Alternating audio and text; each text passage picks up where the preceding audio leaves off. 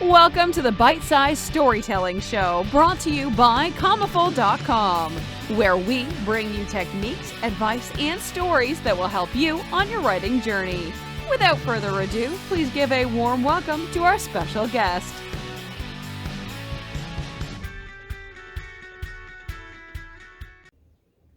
Hi Commaful, it's Jen Haskin here, published author and publishing house editor, and today I want to talk about writing your sizzling synopsis from your outline. This is going to be a novel idea for some of you, but it's actually easiest to write your outline first, putting in all of those great ideas that you have, and then writing the book that fulfills those promises. I know it sounds crazy, but I did it myself. My work in progress, The Clockwork Pen, I started with a hook, a boy who finds a door to another world. When I'm going to write a book, I have a process that falls somewhere between the planners and the pantsers. The pantsers are those who fly by the seat of their pants. I begin with my concept or my hook, and then if I can write a blurb, I do that. Here's what I wrote for this book. A high school senior on the football team, a badass rebel leader with a gun belt and skirt. One simple decision could bring them together or force them apart. Nothing has ever mattered to Will. He's no hero. But when he finds a dark hidden world of clockwork made with a magic pen by a mad king, he realizes that just being from his world makes his presence a crime. When the Mad King visits him in a dungeon cell and implants a tracker in his arm, he realizes that the resistance makes a lot of sense. If they can find a way to steal the king's pen, they'll form a new government, and Will can go home. Ready to fight back, he has a cause to get behind, for the first time. An attraction grows between Will and Sarah, but anxiety threatens to cripple him. If he keeps it a secret that the king is using him to betray her, they'll both be captured. But if he tells her the truth, he'll lose everything. After that, when I have the blurb I want to know the order of scenes that I need to write. I call this my scenology. Get a new Word document or a notebook and start planning your story. Give a line to each scene as you think of it. The scene descriptors can be as vague as Will leaves the house and finds a door, to a very detailed description of that same line. Could say, Will's parents tell him they're getting a divorce and he leaves the house looking for a distraction from his roiling emotions. He and his friend walk to the mansion and decide to explore. When they hear a man being killed, they panic and flee to the basement, where Will finds a door that opens into a new world. It means the same thing to me. You can use a bit of dialogue, whatever you want. That's going to remind you of what that scene is supposed to be. What you want to know is which direction the story is going to go. There's a point A and a point B. You need to know how it begins and how it ends. The concept can be a large concept or a very detailed description that you've come up with. I'm going to, when I'm ready to decide the scenes of the book, I use a story structure to know what scene to write next. I'm going to tell you the structure that I use. It's a 10-part structure, so grab your pen. Number 1 is the norm. What's your character's normal routine look like? What do they need or want? What are they lacking? Number 2, the inciting incident.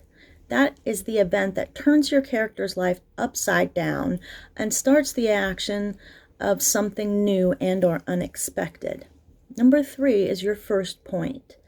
At this point in the plot, something will happen to draw the character into the story, and they hit what's called a point of no return, where they're now invested in the struggle or the mission or the mystery or righting the wrong. Number 4 is the second point. This is where the bad guy shows up and they have their first battle or argument or encounter, whatever. The good guy loses here and things start to feel bad for them. Number 5, the midpoint. up the stakes here. Now, the stakes are what could happen if the main character does not win. What will happen if they fail? Will the hero die? Will the world die? Will the heroine never find love? The character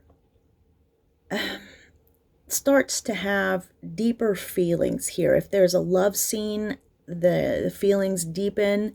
The character shifts from what I call wimp to warrior. They finally take up their weapon and say, maybe for the first time, okay, let's beat this thing. They've accepted their role in the story. Now, it's fine to have them fight it up to this point. If you've got a reluctant hero or reluctant heroine and they don't accept their position in the story, if they're in denial that they are the chosen one, that's fine. But up to at the midpoint, they need to start taking some ownership. Number 6 is your fourth point. Here we have our second encounter with the bad guy, or the evil we're fighting, or the adversity we're facing, and we lose. Again, this time it is definitely the protagonist's fault that we fail. They think, now, can I really do this? If there's a romance, maybe the main character shares their feelings, but the feelings aren't returned yet. So things really don't look good. The fifth point is called what's termed the dark night of the soul. And that is really what it is. Everything that can go wrong is going wrong. Their life is a lie. They're ready to retreat. And maybe there's corruption among the good guys. Whatever you can do to rain on the character's parade, do it here. Number 8 is a section I call React and Plan. Here we're going to gather the items we need, guns, money, cars, plane tickets, and hunt for allies to make a team or plan a mission. We're not quite sure what to do yet, but after a talk with a mentor or a secret letter is found or some memory or dream, their hope is renewed and they get a great idea. Use this time to follow up on any plot holes you have, wrap up any loose endings. They now believe, I must do this. I'm the only one that can fix things. If they're going to set a trap, this is a good time to do it. Number 9 is the final battle. This is where the hero has nothing left to lose. They've given up on winning, but at least need to try to stop the bad thing from happening. They're finally willing to sacrifice everything to win. Something happens here in which the character has a vision, a thought, a rush of power, but through the scenes, they might remember a detail where the truth is revealed or a crucial missing piece is found. So the character taps into that power and uses the truth to defeat the antagonists. And this is your climax. Number 10, resolution. Even if you're writing a cliffhanger, you need a resolution. Without it, readers will get very angry and they will leave you bad reviews, and then you will lose future readers from that. Maybe if you're planning to pick up book 2 right from where this one leaves off, give us some closing thoughts from the MC's perspective on what happened, what still needs to happen. Tell us how that affects them and what they plan to do about it. Then you can always begin book 2 with that same little bit of text, and that's a reminder then of what's happened and the goals they've planned and where they plan to go from now. But in general, if you've written a book that has had a great climax and it's winding down, show us what their new normal looks like with this resolution. Tell us how they feel about it. I know I harp on this a lot, but emotion is very important. Readers love books because they make them feel. So tell us how the new normal makes the character feel and keep the reader invested. So, using that story structure, I decide what I want to happen in each of those scenes in my story. I usually do this on paper because after that, I take a ring of index cards. You can get these at the office supply store already with a ring in them. And I write a scene descriptor on each card. Really easy to do. If I have more scenes, I make more cards.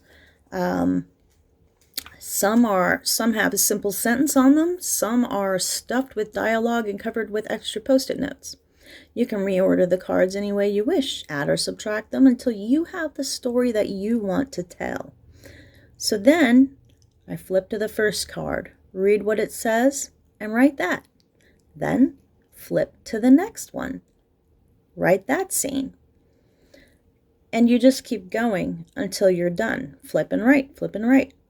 This releases you to be more creative because you aren't trying to craft a story as you write the story. You can focus on the details and the nuances because you already know where your story is going. You know that you only need to get from point A to point B with as much action and excitement as possible. You can focus on foreshadowing because you know how you want the story to end. Conversely, you can throw the reader off the trail because you know the ending. If you're a pantser, you will still have to build a story. Whether you do it while you write, before, or I hope not after, the work will have to be done. So save yourself some pain and formulate the outline first, then pants your way through the writing. It's still very creative, though you know the direction you're going. Pantsers equate planning as squashing their creativity and free flow of ideas. I'm just saying free flow first. It's like thinking that the scenic drive won't be beautiful because you're following a map and know where you're going.